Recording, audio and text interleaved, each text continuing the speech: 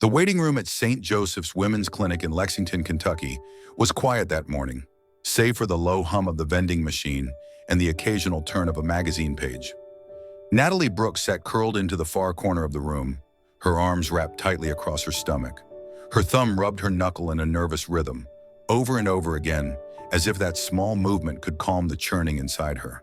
She hated hospitals, the antiseptic smell, the sterile white walls, the way people pretended everything was routine. To most, a gynecological checkup was standard care, but to her it was a mountain she'd put off climbing for years. The discomfort in her lower abdomen had become more than just a nuisance. It was constant now, dull, pressing, always reminding her that something wasn't right. Her primary doctor had warned her twice already. "Natalie, this isn't something to ignore. You need to see a specialist." She had nodded both times, made the referral appointment, and canceled it the night before. Until now.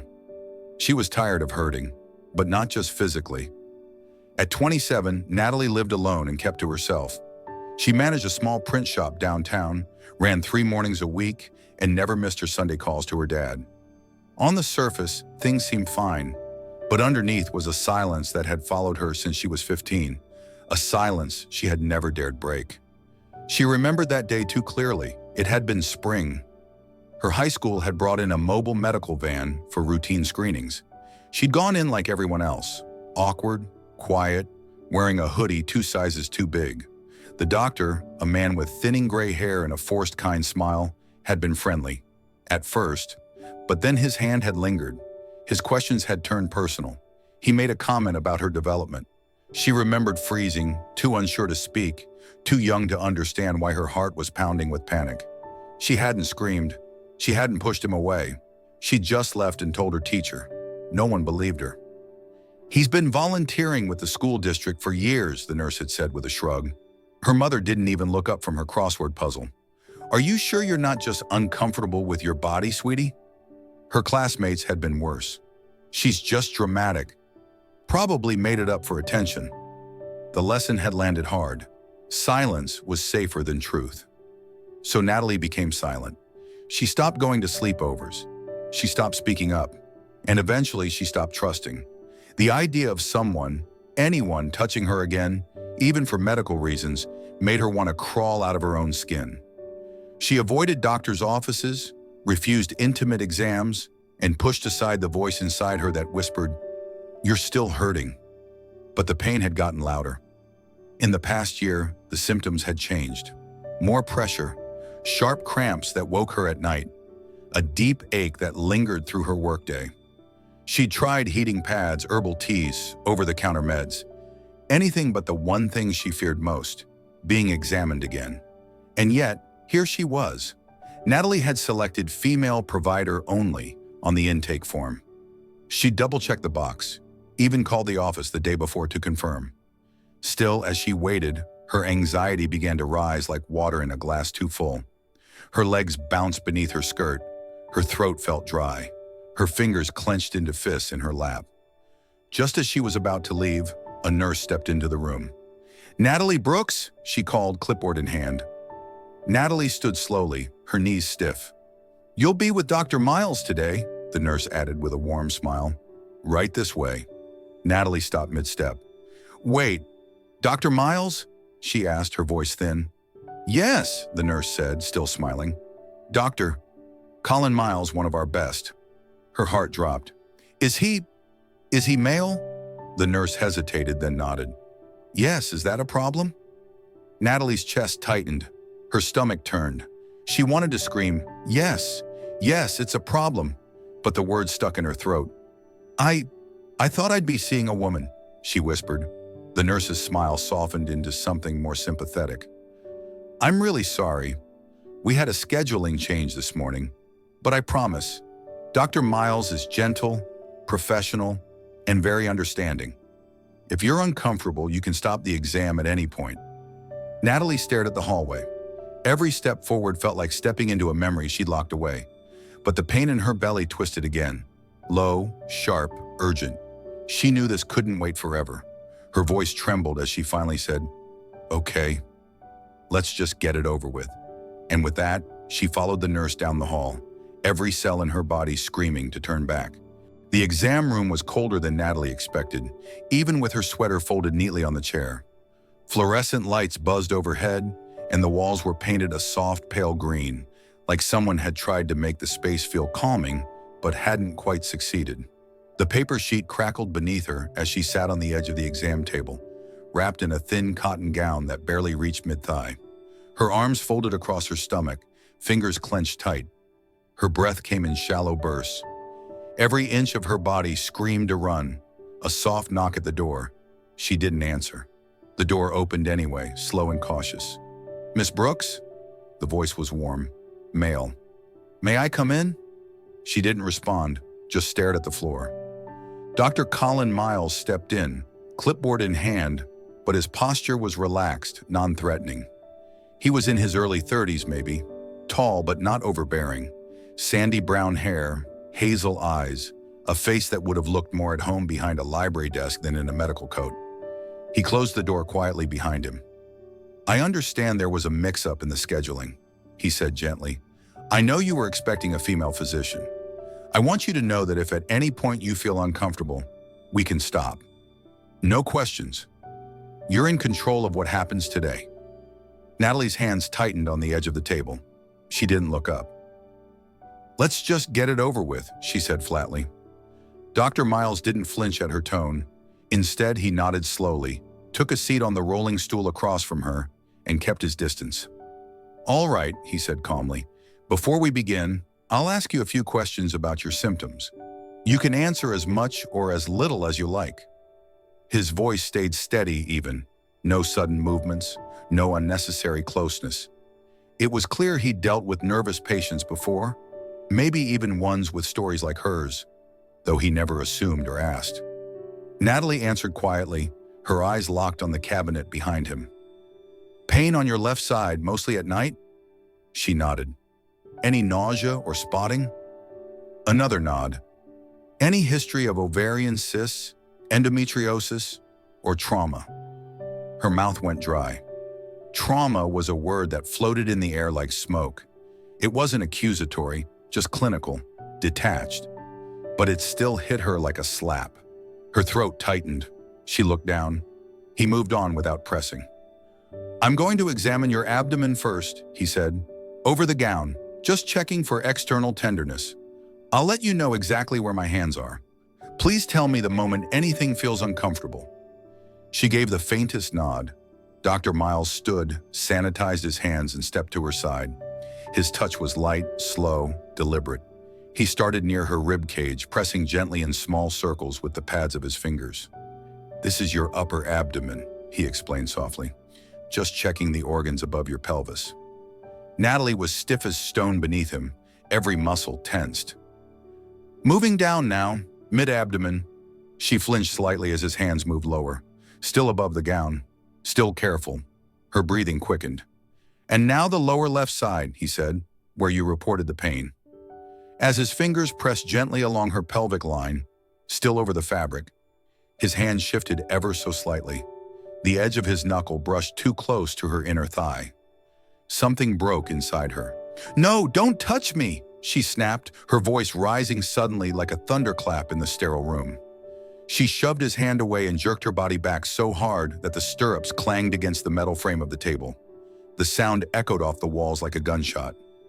Dr. Miles stepped back instinctively, his hands raised, open. I'm sorry," he said, stunned. "I didn't mean..." But she was already off the table, clutching the gown tightly around her. Her chest heaved, her face pale and wild with panic. "Do you think that coat gives you the right to touch women however you want?" she shouted. His eyes widened. "Natalie, please, I didn't..." "Don't come near me. Don't say my name. Don't follow me." She reached for the door, yanked it open, and bolted out barefoot into the hallway. Nurses called after her, confused and alarmed, but she didn't stop. She ran down the corridor, past the check-in desk, through the automatic doors, and into the chilly morning air. Inside the exam room, Dr. Miles stood frozen. The paper on the table was torn, the stool tipped over slightly. His hands slowly lowered to his sides, his expression unreadable. He stared at the door she had just disappeared through. He wasn't angry. He wasn't confused. He was heartbroken. Something inside that woman had been deeply wounded, far beyond anything he had done in that room. And now that wound had split open again. Whatever had happened before she walked into his office, it had followed her in like a shadow. It had been 3 days since Natalie fled from St. Joseph's Women's Clinic, 3 days since she'd stormed out barefoot, wrapped in a paper-thin gown, humiliated and furious, mostly at herself. She hadn't returned any calls, not from the clinic, not from her doctor, not from the kind receptionist who had left a voicemail simply saying, "You deserve to feel safe. If you need anything, we're here." But Natalie didn't want sympathy. She wanted to disappear. She hadn't been back to work, hadn't answered her father's Sunday call. The walls of her small apartment in downtown Lexington seemed to close in tighter by the hour. Sleep was shallow, food had lost its appeal, and the pain in her abdomen returned in full force, stabbing and sharp, reminding her that she was still broken and still afraid to do anything about it. On the 4th day, she forced herself to step outside. The air was brisk, autumn creeping in with a soft bite. Natalie wore a thick scarf wrapped twice around her neck and held a to-go cup of coffee she barely sipped. Her legs carried her out of habit to Grayson Park, a small stretch of green near the Riverwalk, just 4 blocks from her building. She sat on a familiar bench under a sycamore tree, its golden leaves fluttering down like confetti. This had always been her safe space, a place where time slowed down and the world didn't feel quite so loud. She was about to close her eyes and breathe when she heard it. A cry, not loud but sharp and startled.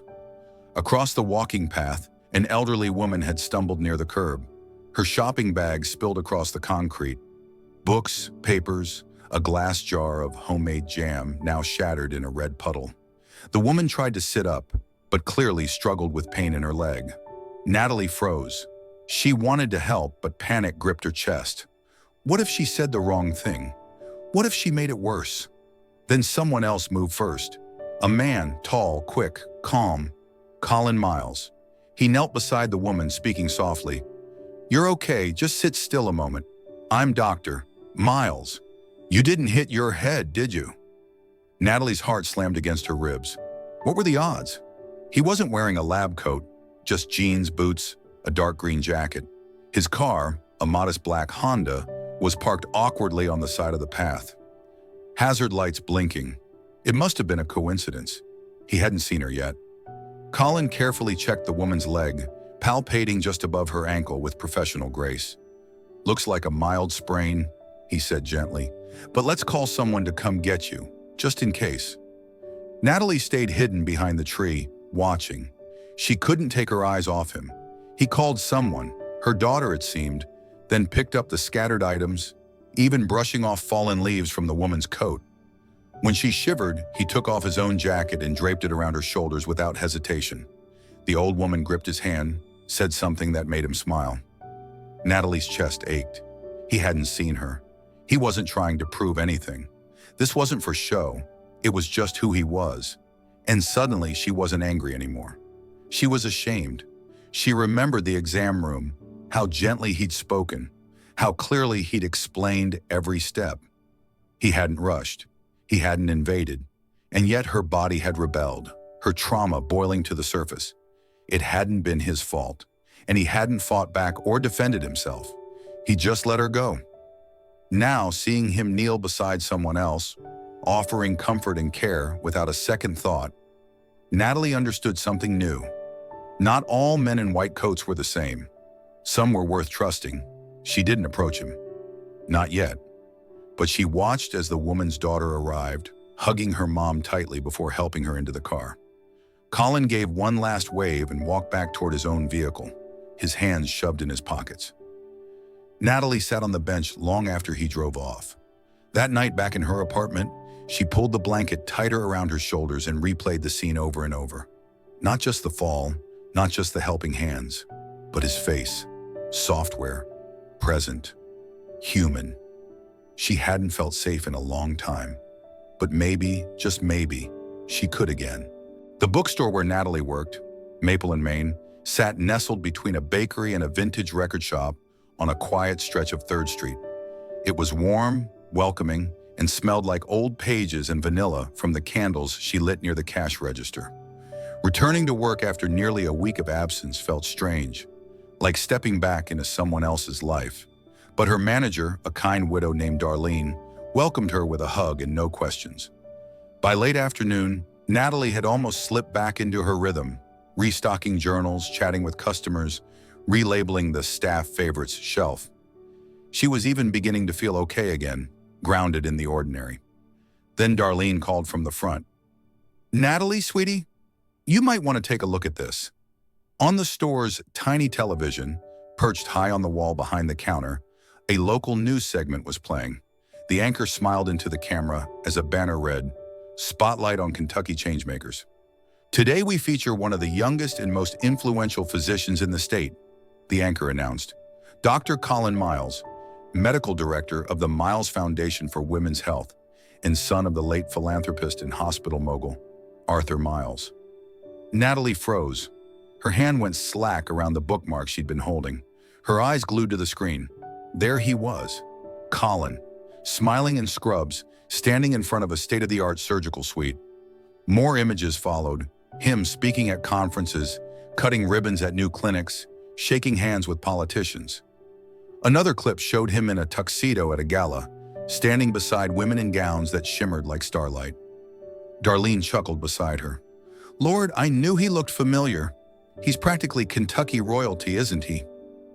Natalie didn't reply. Her stomach curled into itself. Colin Miles wasn't just a kind doctor in a green jacket. He was the Colin Miles, born into wealth, raised with access, educated in private schools, probably Ivy League, the heir to a family-run healthcare empire worth more than she could fathom. And here she was, barely able to pay rent on a one-bedroom apartment above a laundromat. The memory of that night in the park came rushing back. The way he knelt beside that elderly woman without hesitation, gave away his jacket, made the call, cleaned up the mess. Was it kindness, or was it a performance? Was she just another story he'd tell at a fundraiser? The anxious girl I helped after she panicked in my office. A moment to stroke his ego, a way to prove he could connect with the broken ones. The voices she'd worked so hard to quiet returned louder than ever. You don't belong in his world. Your baggage. He's legacy. You're the charity case, the cautionary tale. That evening, she barely made it home before the tears came. She tried to convince herself she was overreacting. He hadn't hidden his name. He hadn't pretended to be someone else. And yet, he also hadn't told her who he really was. Not when he showed up at the bookstore, not when he rescued her in that alley, not even when he sat beside her on the floor of her apartment while she shook in silence. The more she thought about it, the more the shame burned. She wasn't strong. She wasn't whole. She was a patchwork of fear and trauma and silence. And he was polished, poised, and powerful. She didn't sleep that night. The next morning, she typed out a note on a plain sheet of notebook paper. Nothing dramatic, just the truth. "Colin, thank you for your kindness, for being there. But this isn't a story that ends in happily ever after. You deserve someone strong, someone who won't fall apart in the middle of a checkup or flinch when touched. Not someone you have to fix. Please don't look for me, Natalie." She placed the note on her windowsill, the one he always glanced at when he visited, where she sometimes left him books or warm tea. Then she packed a small bag, locked her phone in a kitchen drawer, and slipped out the door. No goodbye, no explanation, just silence. Somewhere in her heart, she knew it was cowardice, but it felt like mercy. She was letting him go before he realized what a burden she truly was. Colin knew something was wrong the moment he knocked and Natalie didn't answer. He stood outside her apartment with 2 coffees in hand and a paperback novel tucked under one arm. A vintage copy of The Secret Garden he thought she might love.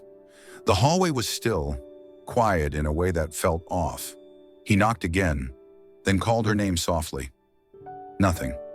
He tried the key she had nervously handed him a week earlier, cheeks flushed as she muttered, "Only in case of emergencies." The door opened with a gentle click.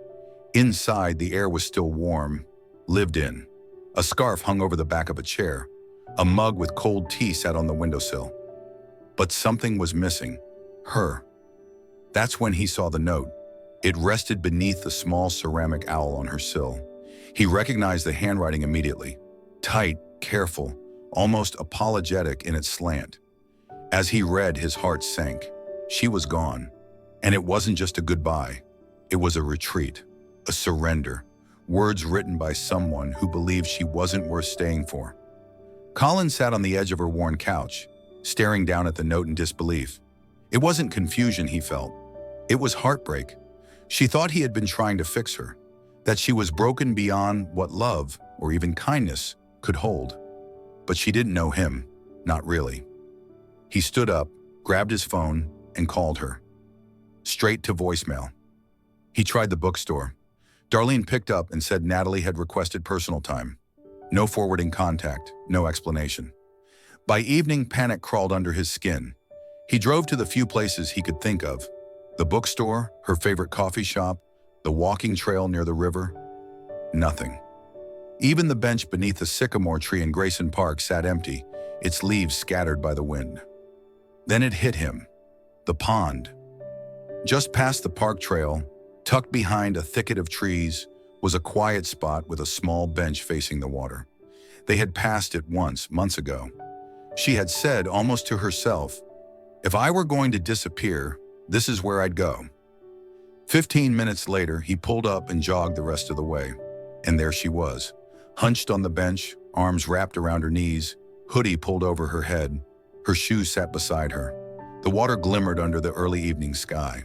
She didn't look up when he approached. He sat beside her, leaving a respectful space between them. They sat like that for a long moment, saying nothing. The wind moved softly through the trees, scattering a few golden leaves at their feet. Finally, his voice broke the quiet. You didn't even give me a chance to fight for you. Natalie flinched, not at his presence, but at the gentleness in his tone. You shouldn't have to, she whispered, still looking straight ahead. Why? He asked, turning to her.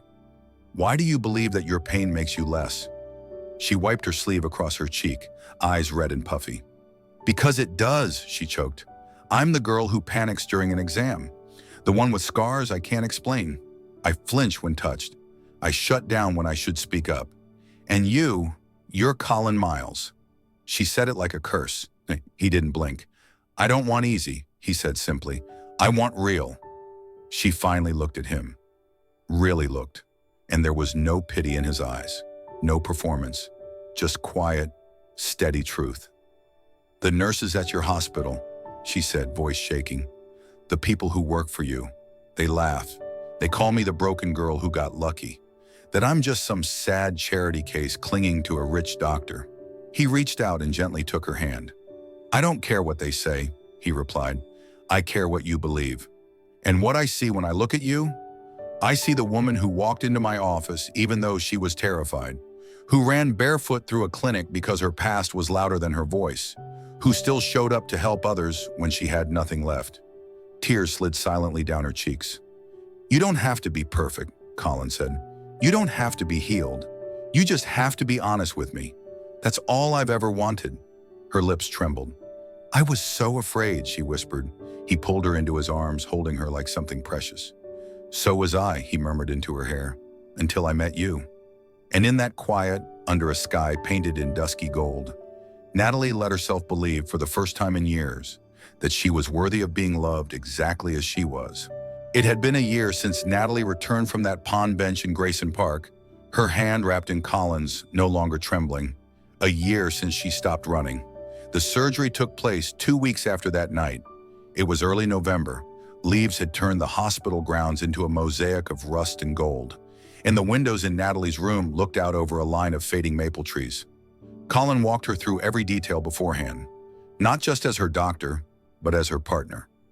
He explained each step of the procedure, answered her questions without rushing, and stood beside her when she signed the consent form with hands still unsteady. The morning of the surgery, she laid in the hospital bed, IV in her arm, a small heating blanket draped across her lap. Colin entered the room, not in a white coat but in navy scrubs, his expression soft and present. I won't ask if you're nervous, he said gently. "I am," she replied, "but not like before." He sat beside her, their knees nearly touching. "You want me to talk you through it again?" She shook her head. "I just want to say something." He waited, quiet and open. "I used to think trust was a door I had locked forever," she said, "that no one could ever get through it again. Not doctors, not men, not anyone." Her voice caught, but she kept going. "You didn't break it down. You just stood there until I felt safe enough to open it myself." He blinked, visibly moved. "I trust you," she whispered. He didn't speak. He simply took her hand in both of his and held it there as if anchoring her to this moment. The surgery went smoothly. No complications, no surprises.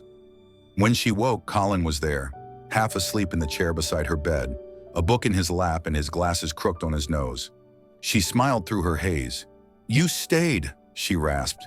He opened his eyes, smiled softly. "Always." From there, recovery was slow, but steady. Colin visited often, not with flowers or grand gestures, but with small, quiet kindnesses. Her favorite peppermint gum, a playlist of jazz for her walks, crossword puzzles, soup from her favorite cafe.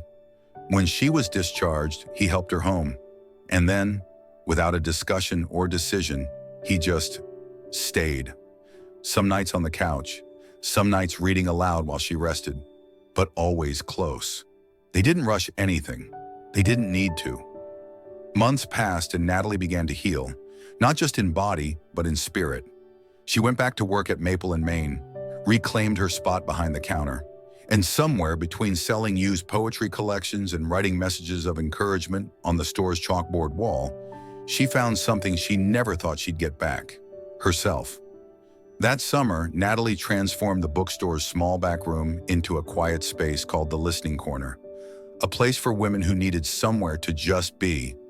No expectations, no judgments, just tea, comfortable chairs, and shelves lined with books about healing, trauma, and hope. Colin had helped renovate the space quietly. He never pushed his ideas, never made it about him. He simply asked, "What do you need?" and made it happen. He installed the dimmable lighting, refinished the old floorboards, even fixed the wobbly bookshelf she refused to throw out. They didn't talk about labels, didn't announce to the world what they were, but everyone knew. They were each other's safe place. One crisp fall morning, nearly a year after her surgery, Natalie found a small package waiting for her on the counter at the bookstore. It was wrapped in brown paper, tied with twine. Inside was a first edition copy of Jane Eyre, her favorite, and tucked inside the cover, on a slip of paper in Colin's handwriting, were just 8 words. "You are no bird, and I am no net. Let's fly together." She didn't cry. She smiled, steady, sure, and whispered to no one, "Yes." The wedding was small, held at the edge of the same pond where she had once felt like disappearing. Now it was where she chose to begin. She wore a simple ivory dress, bare feet in the soft grass. He stood beneath an arch wrapped in wildflowers, looking at her like she was sunrise after a long winter. Their vows weren't flowery, they were real. "I will never try to fix you," he said, "because you were never broken." "I will not fear love anymore," she whispered, "because with you I know it can be safe." They kissed to the sound of leaves rustling, not applause. And afterward they danced barefoot beneath the stars. Just the two of them, and the quiet understanding that healing isn't a finish line. It's a choice, a slow, beautiful, imperfect choice. Together they kept choosing it. And in the back of their bookstore, under a handwritten sign that read, "You are not alone," Natalie placed a new sticky note on the hope wall. It read simply, "It's okay to start again. Love will wait." Lessons from Natalie's journey. You are not broken, you're healing. Each of us carries wounds. Some are visible, most are not. They come from childhood hurts, losses, betrayals, or the simple weight of being human. Natalie's story reminds us of something we too often forget. Having scars doesn't make us less worthy of love, respect, or peace. For years, Natalie lived in silence, afraid of touch, of trust, of being seen. She believed she was too damaged to be cared for. But then someone showed up, not to fix her, not to rescue her, but to stay. Colin didn't rush her healing. He didn't push. He waited. He listened. He showed her that real love doesn't demand perfection, it honors truth. In a world that often celebrates strength as stoicism and healing as a finish line, Natalie's journey teaches us something deeper. Healing is a process, not a destination. Some days you move forward, some days you fall back, but every step counts. What matters most isn't speed, it's choosing to keep going. There's also something profoundly human in Colin's role. He didn't see Natalie as weak, he saw her as real, and through his quiet care, she began to see herself that way too. The most important truth: you are not broken, you're healing. And healing doesn't make you unlovable, it makes you brave. So if you've ever felt like your past disqualifies you from connection, from joy, or from hope, remember this: you are still worthy, you still matter, and the right people will meet you not with judgment, but with gentleness.